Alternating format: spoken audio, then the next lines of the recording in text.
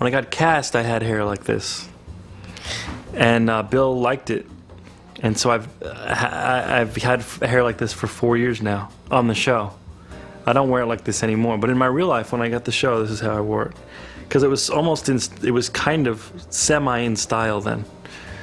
Now I think people are over it, but JD's not. I was waiting tables at a French-Vietnamese restaurant, and I was auditioning, and my very first audition for Scrubs was in New York.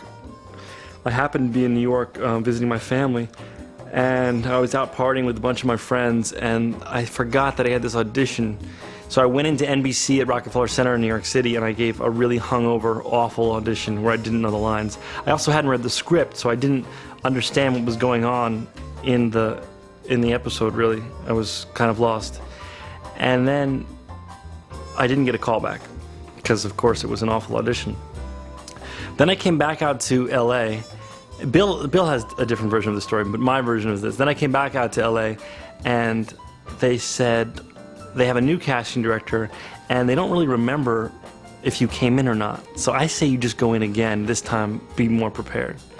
So once I had time to prepare and do a good job, I came in and I had a really good audition with Brett, the casting director, and then he brought me back for Bill, and then I came back again for Bill and like a work session, and then I read with Sarah, because Sarah had already been cast, and then I went to the studio.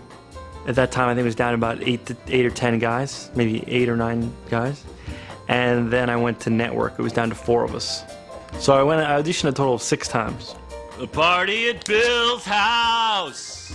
A party at Bill's house. The party at Bill's was good. I obviously had butterflies. It was the first time we were all going to read together. I had met Sarah, and I already had a huge crush on her. And I met Donald at the bar.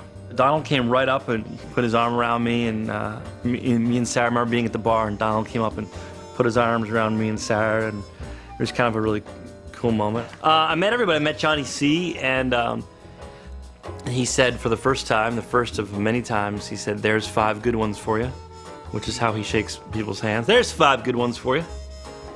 That was the first thing he said to me. And of course, I'd seen him in many, many movies. And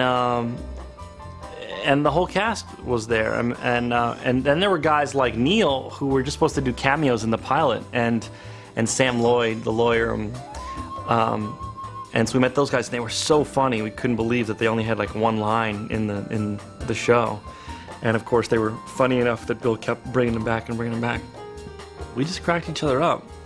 I mean, it was kind of cool because we couldn't have been from more different backgrounds and been more different people, but instantly we had the same sense of humor, and we just became best friends in real life. And we're also brand new on the show, and we started going out every night and partying together.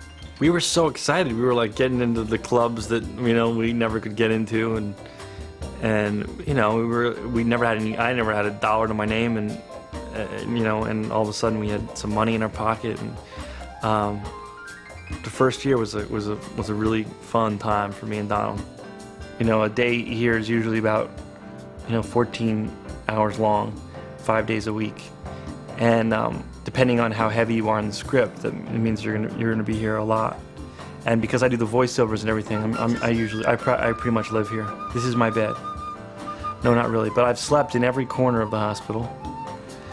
I know this place like the back of my head. Wait, I don't know the back of my head. I know this place well. What happened to me was that I was living in Laurel Canyon and the power went out.